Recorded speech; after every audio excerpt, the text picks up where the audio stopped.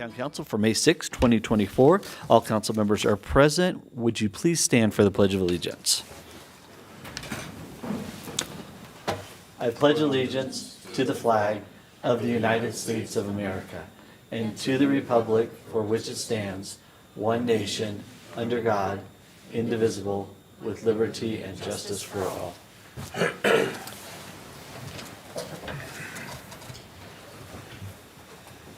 All right, so we have a special presentation tonight. So Noah Platt, you'll come down here. And Carolyn, will you come down and join me? I know I said only for the pictures, but I'm going to get you to talk during this too. So come on down here. We'll face the audience here. So the camera is right there broadcasting to 1 million minus 999 hours for people. So Noah, and it's Platty, right? Okay. Has been a member of the Parker Teen Court since 2022. And you've practiced as an attorney in teen court representing both prosecution and defense. Noah has been a phenomenal, this is what people are writing about you. So Noah has been a phenomenal member of teen court and will surely be missed. And you're graduating Shaft High School and will attend Vassar College in the fall where you're going to study law. And was that based on being in teen court that you found the love of law? It was a good continuation of my motivation. Excellent, excellent. So for those of you who don't know, we have teen court where our teens act as prosecutors, defense attorneys, and try actual cases here in Parker amongst their peers. So Noah is being recognized tonight as a scholarship winner of that. So every year we give a scholarship to an outstanding graduating senior from teen court, and this is for Noah. So Carolyn, you want to say a few words? Just that Noah's been great. He's well-deserved. Really phenomenal. Excellent, excellent. And this is a certificate of scholarship that acknowledges Noah Platty has been recognized as the 2024 recipient of the Parker Teen Court Scholarship, signed by the mayor on May 6, 2024. Congratulations. Congratulations. All right. So Ryan, we're going to have a lot of pictures. So council's going to stand behind and we're going to get in with Carolyn. We'll let you in. And then Noah has a big family to bring up too.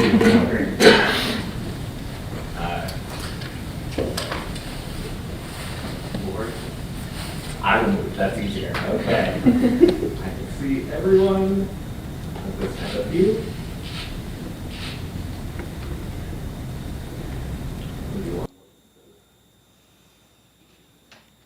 All right.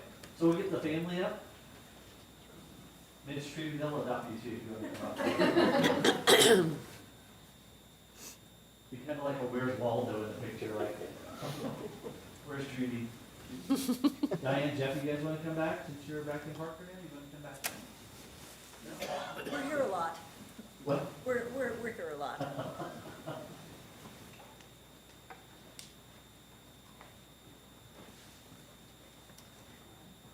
Speaker. Yes. Okay. Josh, you guys come back. Okay. Yeah. Where would you take that in for friends? Okay. See you right there.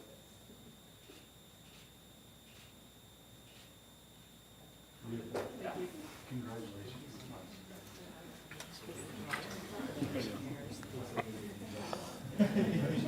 Congratulations, Noah.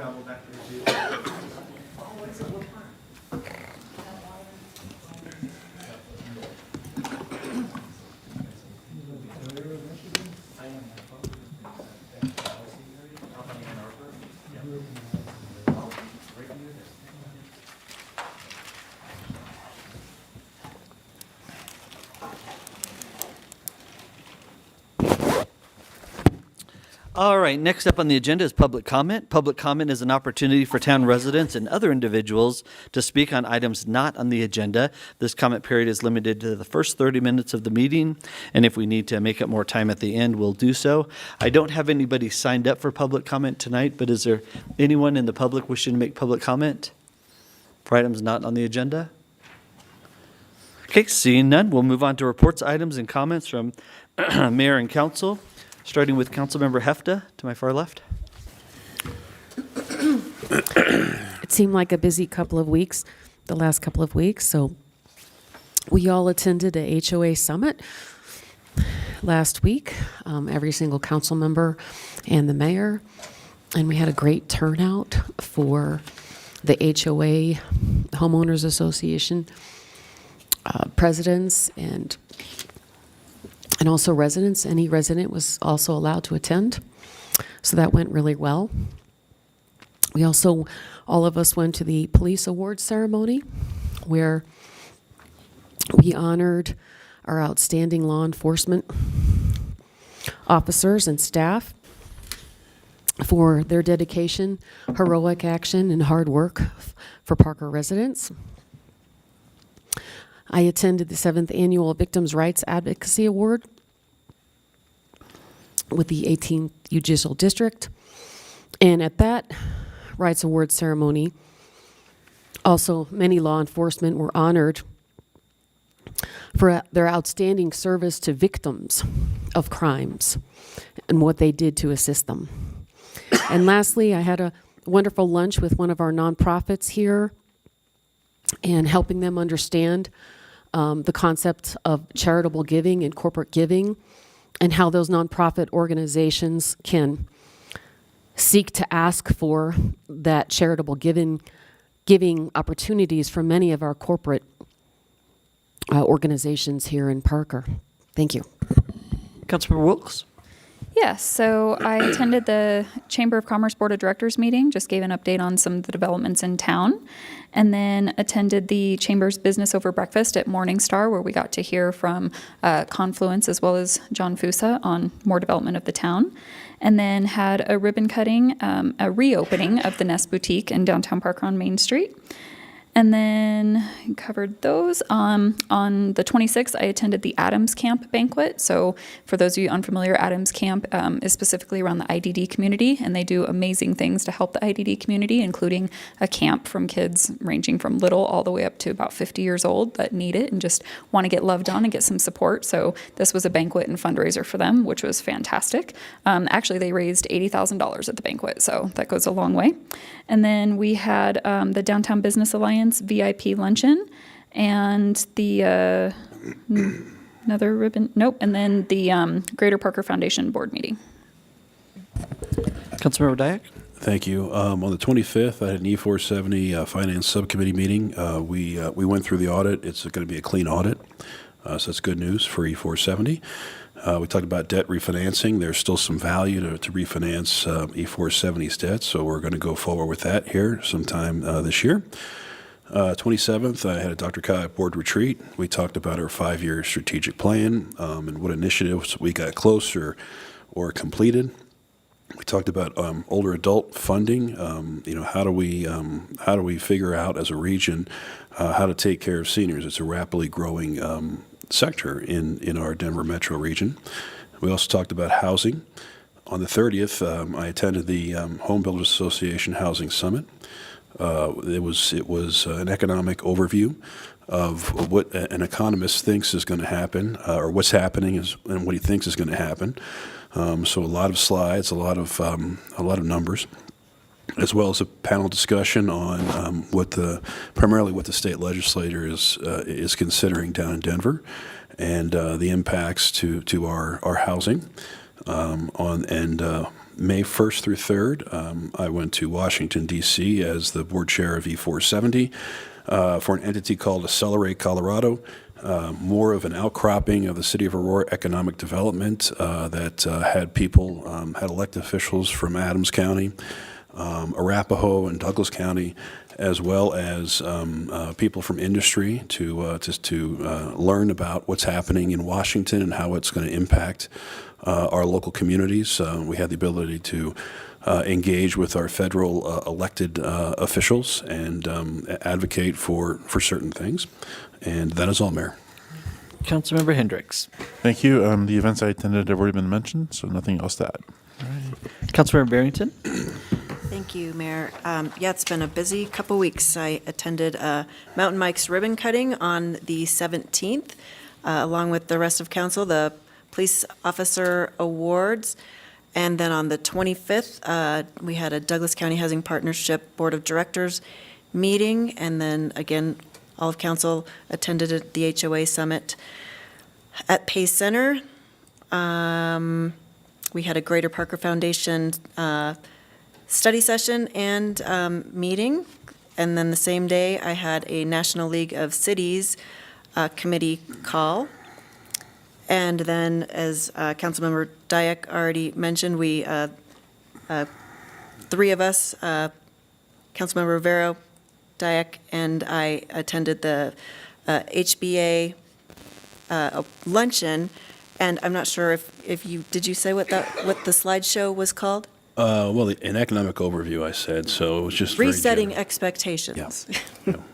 Which I thought was very, very interesting. And if you said that, I apologize. So that was a lot, but that's all. Thank you. Councilmember Rivero? Thank you. On top of what was already stated, on Friday, the 26th, I went down to CML and attended the executive board meeting. We took formal positions on a few more bills, reviewed some other positions on a few bills, and then I also was down at the Capitol on behalf of the town, advocating for our position on some upcoming legislation. 2 days left. We'll see what they manage to crank out in the next 2 days, and what Parker's position is coming out of that. So. All right, thank you all. Next up is the consent agenda. Consent agenda items are considered to be routine and enacted with one motion and one vote. There'll be no separate discussion on consent agenda items unless council votes to remove an item for individual discussion. Ordinances on the consent agenda are for introduction only and will not be removed for discussion. So council, you have items 5A through 5I for your consideration. Mr. Mayor, I would like to approve consent agenda items 5A through 5I, recognizing that item I is a proclamation for the 55th Annual Professional Municipal Clerks Week. Second. Motion is made by Rivero, seconded by Hendricks. Rivero? Aye. Barrington? Yes. Hendricks? Yes. Dyak? Yes. Wilkes? Aye. Hefta? Yes, and And that thank pa- you, Town Clerk and staff, for all your hard work. We appreciate you. And that passes 6-0. Next up are our public hearings. The first public hearing is on Newland Crossing, filing number 3. There's been a request to continue this to a date certain of June 3rd, 2024. So I'll entertain a motion to that effect. So moved. I'll second.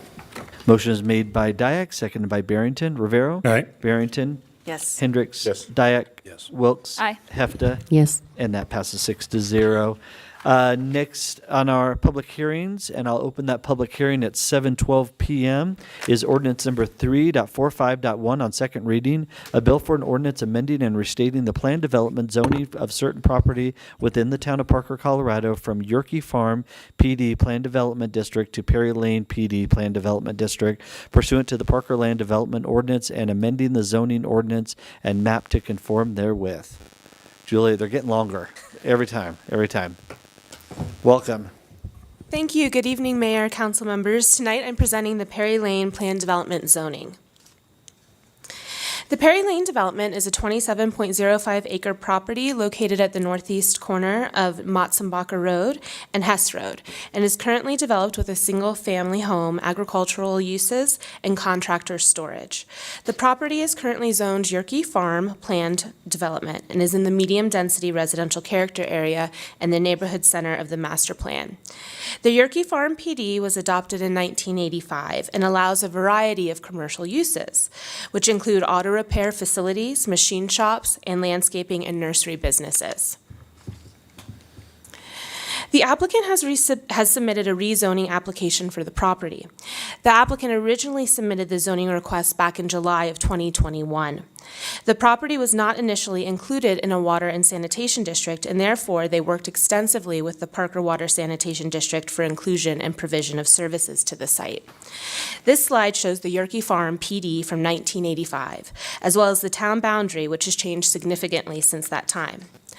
As mentioned on the last slide, a variety of intensive automotive uses are allowed by right on this site today, which include auto and truck service and repair facilities, machine shops related to a landscape business, carpentry shops, and gas stations. With the new PD, these types of uses are prohibited. For instance, no gas stations, automotive repair facilities, or car washes would be allowed. The zoning request proposes 3 mixed-use neighborhood planning areas which total 12.53 acres, and a neighborhood park and open space, which is in green on the screen above, planning area which totals 14.52 acres. The mixed-use neighborhood planning areas are intended to accommodate commercial uses and a mix of housing types supporting the neighborhood-centric commercial activities. Planning Area 1, which is in yellow on the screen above, on the corner of Motzenbacher and Hess Road, consists of 5.3 acres, which is 42% of the developable portion of the site. Only commercial uses are proposed for this planning area. Planning Area 2, in blue, which is in the middle of the site, consists of 6 acres and proposes a maximum of 50 residential units. Planning Area 3, red, is the smallest planning area at 1.17 acres and is located on the north side of the property, adjacent to the 70-foot buffer that separates the development from the larger residential lots in Douglas County. There is an additional 30-foot existing tract behind the 70-foot buffer, and I've highlighted that in yellow. This planning area has a maximum height of 2 stories, or 35 feet, whichever is more restrictive. Planning Area 3 has the stricter height limit to transition to the single-family large residential lots to the north. The proposed development standards for these planning areas are consistent with the standards of the mixed-use neighborhood zone in the Land Development Ordinance Modernization Project. The neighborhood park and open space planning area preserves the floodplain and the Preble's jumping mouse habitat on the property and establishes a minimum 70-foot wide buffer to the properties to the north. The original submission requested 210 multifamily dwelling units in addition to the commercial development. However, working with the planning staff and Parker Water Sanitation District, the proposal has been reduced to 70 dwelling units. The Parker 2035 master plan identifies the property as a medium-density residential character area and neighborhood center. These areas should provide a mix of medium and higher-density residential development, as well as commercial uses that serve the basic needs of the surrounding residents. Typical uses within a neighborhood center include convenient retail and personal services, and other compatible uses such as small offices, recreational uses, and restaurants. 42% of the developable area would be zoned for commercial uses. This exceeds the neighborhood center's recommended minimum of area of 33% commercial. Higher density residential is appropriate in these centers as a transition between less intense residential areas and non-residential areas. There are 9 criteria used to evaluate a rezoning. These criteria ensure that a need exists, the proposal is consistent with the master plan, and there are adequate services to serve the proposed site. After evaluating the zoning information, staff has determined that the proposal meets the 9 approval criteria set forth in the Land Development Ordinance. The Planning Commission held a public hearing on the proposed rezoning application at their April 11th, 2024 meeting and voted 6-1 to recommend that the Town Council approve the application. Staff has reviewed the proposal and has determined that the project is consistent with the master plan. All approval criteria in the Land Development Ordinance have been satisfied, and all notice requirements have been satisfied. Therefore, staff and the Planning Commission recommend Town Council approve the Perry Lane Plan Development Zoning. This concludes my report. I'm available to answer any questions, and the applicant is also here with a brief presentation. Great. Thank you, Julia. All right, we'll start to my immediate right. Councilmember Hendricks, any questions? No questions. Councilmember Barrington? No questions right now, thank you. Councilmember Rivera? My only question is the right in, right out off of Hess. Property dips significantly. Is that, would that be a lot of fill to bring that up to grade? So there was a original site plan application submitted with this project, but that was for the 210 dwelling units. That's subsequently been withdrawn. A new site plan would be required to be submitted, and engineering would evaluate the traffic impact in the site at that time, not knowing where buildings are going to be placed. That's a little bit of a difficult question to answer. Thank you. Councilmember Dyak? No questions. Councilmember Wilkes? No questions. Councilmember Hepta? No questions. All right, Julia, do you want to bring your applicant up and?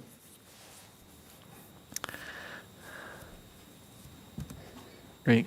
Good evening, and if you would state your name and address for the record. Liam Shannon, engineer, working on it, and address is 6200 South Syracuse Way, Greenwood Village. Zip code is 80111. Great. Thank you, sir. All right, great. So here is that map again of the proposed rezone. As Julia said, planning area 1 is the neighborhood center that has the activated commercial uses along Motzenbacher and Hess. Planning area 2 and 3 are the proposed low-density residential neighborhoods, with planning area 2 allows the 3 stories or the 40-foot max building height, whichever is more restrictive, and then planning area 3 steps down to the 2-story max or 35 feet in height. This is to be cognizant of the single-family development to the north to create a natural transition along with the 100-foot buffer. And that buffer is coming from planning area 4, which is shown in the green, which is the proposed neighborhood, park, and open space. And on this next slide, we wanted to put together a cross-section rendering of the northern property line that is easier to visualize and how it connects with the existing Kings Ranch property. Imagine you're standing on Motzenbacher Road looking down the north property line. On the left is the existing single-family homes with the properties and their fences. Then is the existing 30-foot tract on the north side of the property line. Within that tract, that second black mark there is an existing fence that spans the entirety of the Perry Lane property to the floodplain. I have a picture of that fence on the next slide that I'll show momentarily. In the middle is that black dash line that represents the property line, with everything on the right side being that Perry Lane property. And then we have the the 70-foot open space buffer that will contain a neighborhood park and a walking trail. The open space will maintain the mature trees along the property line. Then is planning area 3, which has the residential units that will be a max of 2 stories. And then approximately 115 feet to the right of that will be the buildings for planning area 3 that steps up and transitions into the commercial piece of the mixed-use neighborhood. So here is the picture of the property from Motzenbacher that shows the 2 existing fences of the cross-section, the one on the left being the fence of the property line of the single-family homes, and then that right one being the fence that spans for the entire length of the property. It also shows the mature trees there on the right side that the rezone aims to preserve. And this is a snip of the survey in Alta, and just kind of showing the same info, the orange being the property fences, and then that yellow being the fence that spans the entire property length just north of the Perry Lane property line. Also want to point out just all the trees that are the clouds along that dark black line that the open space will plan to preserve. Next, we wanted to walk through just the 9 approval criteria that Julia had mentioned. So number 1, a need exists for the proposal. The rezone is being requested primarily due to the desire to provide a commercial district that activates the neighborhood center with enticing retail and commercial experiences. The development also introduces a unique low-density for-rent product adjacent to neighboring parks and open space. This will provide a holistic activation of the space. On-site residents will help provide a baseline of activity and business for the commercial district, as well as trail and open space features. Conversely, citizens of Parker will be encouraged to visit and enjoy unique neighborhood commercial offerings and open space amenities of the project. Additionally, the objective for these for-rent product type is to serve as a transitionary piece in massing in accordance to the Parker 2035 master plan. The 70-foot buffer, preservation of existing row of mature trees along the property line, along with the low-density residential units, will provide a gentle and natural transition to the more lively commercial district. Number 2 of the approval being the particular parcel of ground is indeed the correct site for the proposed development. The PD rezone will provide commercial destination for surrounding communities that will serve as a place that residents can walk or ride their bikes with family and friends to enjoy a great meal, run a quick errand, gather for work, or spend time outdoors.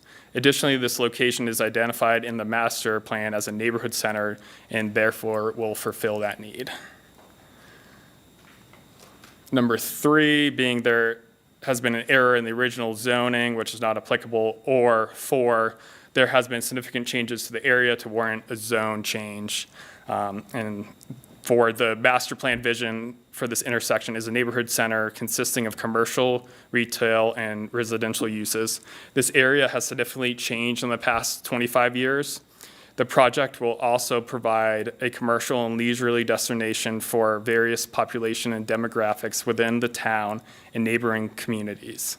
The PD rezone will provide currently missing housing diversity to the local housing stock and offer complementary transition and massing to the neighboring communities. Number 5, adequate circulation exists and traffic movements were not impeded by development. The PD will facilitate improvements along Hess Road and Matzenbacher Road, which are significant for the growth within the surrounding areas. These improvements will provide access to the site and serve the growth in the community. A traffic impact study was provided with the rezoning, and it proposes one full movement access along the east side of Matzenbacher Road and one right in, right out access along the north side of Hess. Both accesses are recommended to operate with stop-controlled signage for existing approaches. These existing points will be designed in accordance with Town of Parker criteria and CDOT State Highway Access Code. Single exiting lanes should be sufficient for both accesses. Number 6, additional municipal service costs will not be incurred, which the town is not prepared to meet, and the PD rezone request will not create a change to any municipal services that were not previously anticipated by the town. Number 7, there are minimal environmental impacts or impacts can be mitigated. The PD does not anticipate any significant environmental impacts associated with the development of this site. Increases in the impervious area from the addition of buildings and pavement will be mitigated via an on-site detention pond to preserve stormwater runoff at historic rates. This pond will also be required to provide water quality volume storage to help mitigate sediment and pollutants. Most notably, the large open space dedication within the site and the neighboring park will help buffer development from existing Cherry Creek waterway. By not building within this area, it will minimize impacts on vegetative landscape and natural habitats along the creek. This will allow landscape and wildlife to continue to thrive while providing a gentle access and recreational opportunities for the residents of Parker, promoting public health and vitality.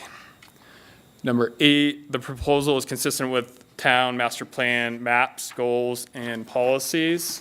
So just had 2 master plan goals here. One being we seek opportunities to promote community events and cultural venues and experiences.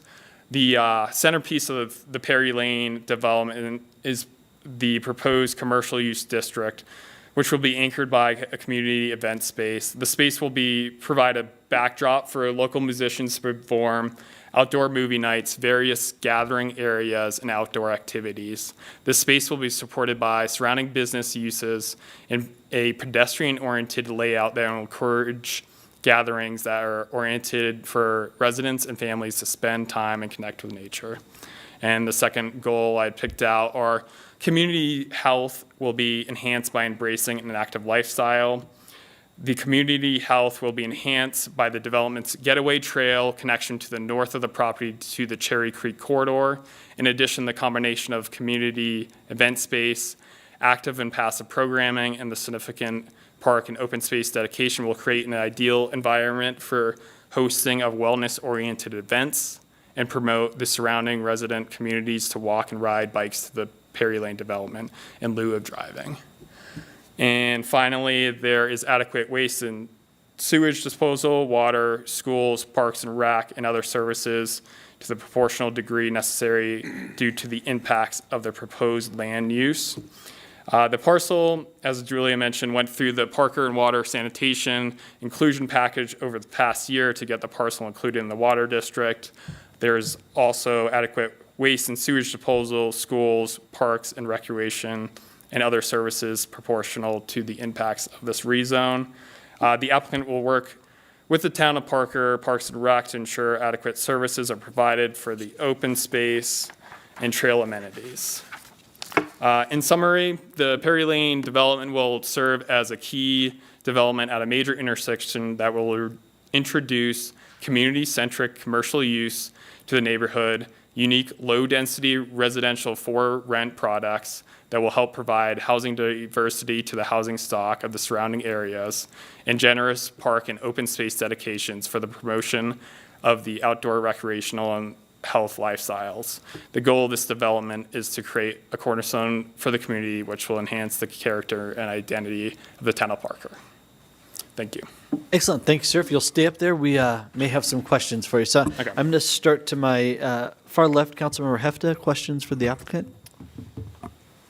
Yeah, can you tell me the original owner of that parcel of land? When, They're the original owner? Yeah. Their current owner? the original owner. Do you know the original owner? I do not. Are you talking about Yerke? Assuming it was, Endel and Petzel. And Yerke brought it into the town, though, got it rezoned into the town. so that was a farming operation, it looks like, some type? No? Large landscape company. Oh, it was a landscape company, okay. Thank you. Councilmember Wilks? No questions, thank you. Councilmember Dyak? No questions. Councilmember Hendricks? No questions. Councilmember Barrington? No questions. And Thank you. Councilmember Rivero. Thank you for your testimony. No questions. All right, with that, we will open this up for public comment at 7:32 p.m. Anyone wishing to make a public comment on this project?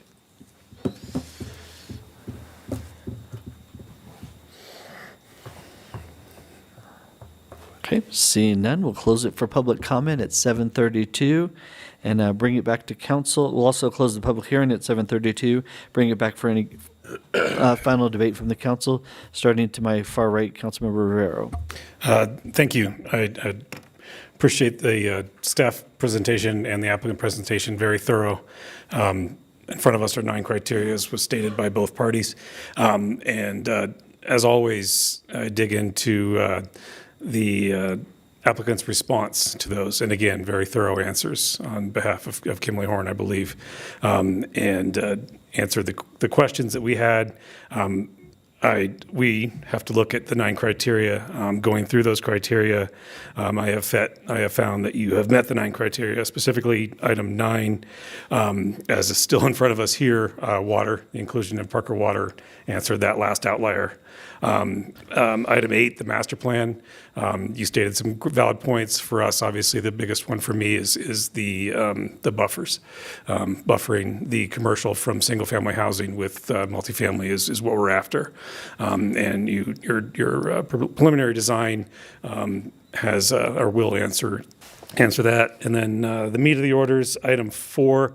I concur with staff's response. This infill parcel was given the growth. This infill parcel, and given the growth changes to the transportation system and surrounding uses, this existing PD is outdated for this parcel, and multifamily residential and commercial would be more appropriate for this property. And then lastly, criteria number 1, a need exists for the proposal. There needs to be a rezone on this, and you have well stated that in your applicant response and your presentation. The zoning was dated near the creek, very dated, and so I appreciate the bringing it up to modern times and look forward to an incredible project. I will be in support tonight. Councilmember Barrington. I also want to thank you for the great presentation and for covering the 9 criteria, both staff and the applicant. I think you were very thorough in your presentation, and I also believe that this is needed. Definitely a rezone is appropriate, and I appreciate the fact that you are giving us, looks like 9% more commercial than is even required or that we request. And as far as the criteria, I believe that this, all the criteria have been met, but for me in particular, I do believe that number 2, that this is the correct site. And then also number 4, like I stated, there have been significant changes to the area to warrant a zone change. So I am also in support. Thank you. Councilmember Hendricks. Thank you for the presentation. I agree with my fellow council members that the 9 criteria have been met, and I'm in support. Councilmember Dyak. Yeah, not to be redundant, love the buffer area, neighborhood center. Nice. Things have changed over there, and looking forward to see how this develops. Councilmember Wilkes. I appreciate that you're leaving the trees. We've had too many of our beautiful big trees cut down lately, so I'm very grateful that you guys are planning on leaving those, and I think those in themselves create a nice buffer between the existing homes there and what you're proposing, so thank you. And Councilmember Hefta. Yeah, I asked the question of who owned it originally, because when we have planned developments in Parker, originally farmers and ranchers and different types of companies have owned that land, and then eventually they might sell it to a private developer. So there's many chunks of land in Parker that were once farmland or once huge open spaces. And folks sometimes think that that's open space, but it's really not. It's private property that's owned by somebody. And so this property has changed hands a few times. And so we're here tonight to address the criteria, and I find that this addresses all the criteria, and the property has significantly changed since 20 years ago. All right, Council, with that, I'll entertain a motion on ordinance number 3.45.1 on second reading. I move to approve ordinance number 3.45.1 on second reading. I'll second. Motion is made by Rivero, seconded by Barrington. Rivero? Aye. Barrington? Yes. Hendricks? Yes. Dyak? Wilkes? Aye. Hefta? Yes. And that passes 6-0. Next up is ordinance number 4.117 on second reading, a bill for an ordinance establishing the vertical and horizontal alignment and the grade of the J. Morgan Boulevard extension south from the intersection of Stroh Road and J. Morgan Boulevard, south approximately 400 feet. Mr. Klass, welcome. Thank you. Is this on this time? Yes? Yes. Working? Okay. Keep talking. Is that working? Test, There you test? go. Okay, Yep. perfect. It wasn't on last time, just saying. All right, excellent. Evening, Mayor and Council, here to present to you ordinance number 4.117, the vertical and horizontal alignment and the grade of J. Morgan Boulevard extension.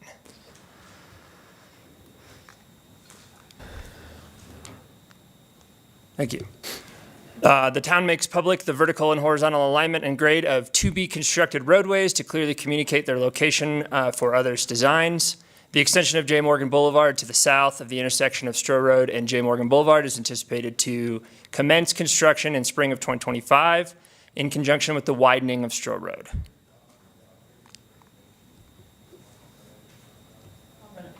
Oh, thank you. Oh, it's not on, that's why I got tricked. Here's a vicinity map of the general location of the extension to the south for J. Morgan. You can see the fire station that's currently located there to the south, and then the widening of Stroh Road is going to also head towards the south, adding 2 lanes. You have all this information in your packet as well, just a brief location of where it is in a little bit more detail. This is the intersection of J. Morgan that goes currently to the north, and we're extending it to the south. We're going to relocate the entrance to the current private property that is to the west, and you can see that driveway on the top portion of this screen here. And then also we're going to be adding a driveway to the fire station that's currently existing as well, and the extension to the south. And more grade profiles for you. And that's pretty much it. Any questions? Great. We'll start to my left. Councilmember Dyak. No questions. Thank you for the presentation. Councilmember Wilkes. No questions. Councilmember Hefta. I drive that every day, so I was curious. You're not ever going to plant a light in that area, are you? I mean, there's one light there. and- That will be a signalized intersection, yes. Okay, so that'll be a signal right by that fire station, right? So currently, there's a temporary signal to the east of their existing driveway, and that temporary signal will go away, and it'll be a permanent signal at the J. Morgan intersection. It'll be more of an established intersection for emergency coming out. Okay, thank you. Councilmember Hendricks. No questions. Councilmember Barrington. No questions, thank you. Councilmember Rivera. No questions. All right, with that, I'll open up for public comment at 7:40. If anyone from the public has a comment on ordinance 4.117. Seeing none, we'll close it at 7:40 and bring it back to the council in the reverse order for final comments. Councilmember Rivera. No comments. Councilmember Barrington. No comments, thank you. Councilmember Hendricks. No comment. Councilmember Dyak. I have nothing, thank you. Councilmember Wilks. No, thank you. Councilmember Hepta. Thank you for your presentation. I'll entertain a motion on 4.117. I move to approve ordinance number 4.117 on second reading. I'll second. Motion is made by Hendricks, seconded by Barrington. Rivera. Aye. Barrington. Yes. Hendricks. Yes. Dyak. Yes. Wilks. Aye. Hefta. Yes. And that passes 6-0. Next up is a presentation on Denver Pope Family Limited Partnership Permanent Drainage Pond Outfall Pipeline. So we've got two ordinances here that I'll read in, but Chris, we're going to handle this as one presentation, correct? All right. Ordinance number 1.605 on second reading, a bill for an ordinance to vacate a drainage easement on real property owned by the Denver Pope Family Limited Partnership associated with a permanent drainage pond outfall pipeline pursuant to section 13.07.120C5 of the Parker Municipal Code and resolution 24-027, a resolution accepting the conveyance of a drainage easement from Denver Pope Family Limited Partnership for permanent drainage pond outfall pipeline. Good evening, Mayor and Council. Tonight in front of you, you have an item to fix a mistake that I had last year. So we'll go into the details here. November of last year, Town Council approved the annexation of the Pope property Phase 2 annexation agreement. That annexation agreement had a legal description in it that was associated with a drainage easement that we had to get from a detention pond. I'll show you a map here in a little bit. A drainage easement was needed for an outfall pipe from a detention pond that we're going to be under construction or are under construction right now to build. Problem was the legal description was from a year earlier. And during this whole time, as we continued to do the final negotiations, the designs were being tweaked and the outfall pipe from the pond became a lot more short in nature because of some additional utility information that we got done with the final design effort. So the drainage easement needs to be revised for what we're going to construct. To clean this issue up, we're proposing to vacate the existing easement that was recorded and replace it with a separate corrected drainage easement. An ordinance is to vacate the existing one. The property owner has executed the replacement drainage easement. We need to do a resolution to accept the conveyance. So it's a two-step process, vacation first, then acceptance of the replacement easement to fix this. And this is the vicinity map showing the 20-mile Dransfield intersection to the north, the Dransfield extension going south, the bridge is going to be built. We're building a regional detention pond at the northwest corner of the bridge. We got this property as part of the Pope annexation. That's the area in blue. The area in red was the original easement that we had from 2022, and the yellow is what we need to be constructed today. This is a bit more of a blow-up, showing a closer in area of what we're changing. So we're going to vacate the red and get the yellow. That's what we're going to get tonight. And with that, just to kind of summarize, an ordinance required to vacate the existing or immediately following, or replace it with a replacement easement. Resolutions need to accept this, and staff recommends approval of both items. Questions? All right. Councilmember Hendricks, you want to start us off with those? Thank you. No questions. All right. Councilmember Barrington? Could you go back to the slide right before this one? So the easement now is significantly smaller. It is, and the pipe run is also significantly shorter. What we found is with our utility information, we went out and actually excavated, potholed the pipe. There's a sanitary sewer line there. We couldn't make the connection like we thought further to the north, so we redesigned the pond and went with a shorter pipe outfall. So less pipe, less to maintain, and actually Mr. Smith and the Pope property gets back more of their property to use in the future. That sounds like a win. Great, thank you. Councilmember Rivera? Yeah, that was my question. You would say that this is less impactful to the Smith family? That's correct. And And then go ahead. Mike's not here tonight because he thought it was kind of more of an administrative process. It's, I got him the easement to replace it, and he looked at the stuff and goes, "Why didn't we do this up front, Chris?" And I go, "I screwed up on the 100-page document with dozens of legal descriptions, Mike." So, And then my only other question is, this is still in compliance with our permits for the Yeah. water? yeah, totally. Awesome. Councilmember Dyak? No questions. Councilmember Wilkes? No questions, thank you. Councilmember Hefta? Well, you taught me something tonight. I wouldn't have thought you would have to do the whole legal description for that little bit of pipe. Anytime that it crosses private property, guess what we get? We get an easement so we can maintain that pipe in the future, install it initially, but maintain it in the future. Thank you, and thank you for making one error out of 100 pages. That's great. All right, we'll open it up for public comment at 7:46 on either ordinance 1.605 or resolution number 24027. Seeing none, we'll close it at 7:46 and bring it back for final council comments in that same order. Councilmember Hendricks? No comment. Councilmember Barrington? Thank you for admitting that you made a mistake. You know, it's refreshing. No, but it happens, but this seems like it's a win for everyone, and so I'm supportive of this for sure. Councilmember Rivera? Yeah, Chris hit it on the head. If Mike's not in the room, then got to be pretty easy. No, obviously this is a beneficial, less impact, no easements or smaller easement on private property. Definitely in favor. Councilmember Dyak? No comments, thank you. Councilmember Wilkes? No, thank you. Councilmember Hefta? Thank you. All right, with that, I'll entertain a motion on ordinance number 1.605. I move to approve ordinance number 1.605 on second reading. Second. Motion is made by Rivera, seconded by Hendricks. Rivera? Aye. Barrington? Yes. Hendricks? Yes. Dyak? Yes. Wilkes? Aye. Hefta? Yes. And that passes 6-0. I'll entertain a motion on resolution number 24-027. I move to approve resolution number 24-027. Second. Motion is made by Dyak, seconded by Rivera. Rivera? Aye. Barrington? Yes. Hendricks? Yes. Dyak? Yes. Wilkes? Aye. Hefta? Yes. And that passes 6-0. Last up is ordinance number 1.607 on second reading. A bill for an ordinance conveying certain real property by easement to Parker Water and Sanitation District for Salisbury Park North Water Main Line.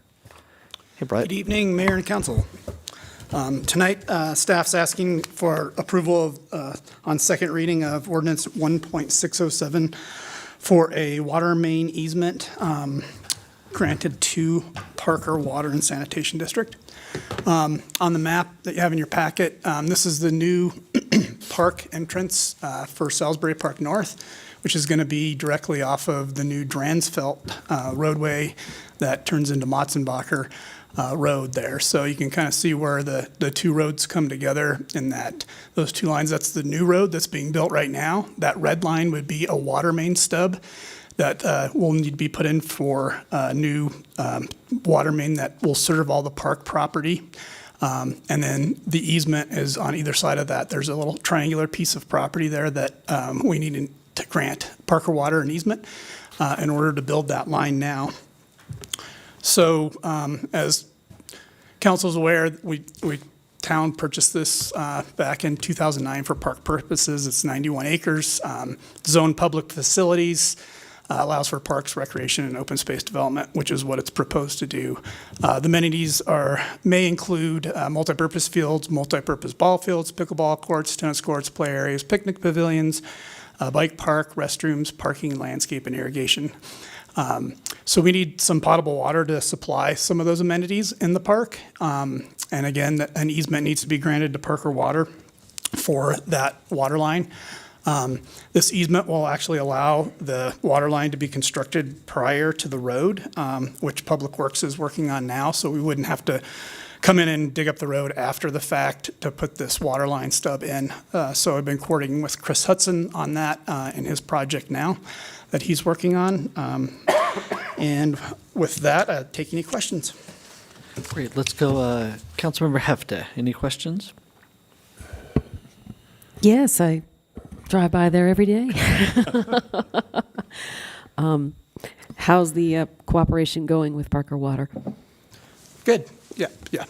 They're very receptive to giving the easement, and then we'll build the water line and then make the connection into the park. Thank you. Councilmember Wilks? No questions, thank you. Councilmember Dyak? No questions. Thank you. Councilmember Hendricks? No questions. Councilmember Barrington? No questions, And thank you. Councilman Rivera? Questions. All right, with that, we'll open this up for public comment at 7:50. Anyone from the public wishing to make comment? Seeing none, we'll close it at 7:50 and come back in reverse order on any comments or questions, or Councilman Rivera. No, anytime we can get pipe laid before the road gets paved. I'm a big fan, Pine Lane. Tearing up a brand-new paved road is very distressing. So I think the community will appreciate it. They may never know, but well done, well planned. So, Councilmember Barrington? Yeah, to me, there's nothing about this that doesn't make sense. It's great. We need water. Thanks. Councilmember Hendricks? No comment. Councilmember Dyak? No comment. Thank you. Councilmember Wilks? No comment, thank you. Councilmember Hefta? Thank you. All right, with that, I'll entertain a motion on ordinance number 1.607. I move to approve ordinance number 1.607 on second reading. I'll second. Motion is made by Rivera, seconded by Barrington. Rivera? Aye. Barrington? Yes. Hendricks? Yes. Dyak? Yes. Wilks? Aye. Hefta? Yes. And that passes 6-0 with no other business before the Parker Town Council. I'll entertain a motion to adjourn. So moved. I'll second. Motion was made by Rivera, seconded by Barrington. Rivera? Aye. Barrington? Yes. Hendricks? Yes. Dyak? Yes. Wilks? No.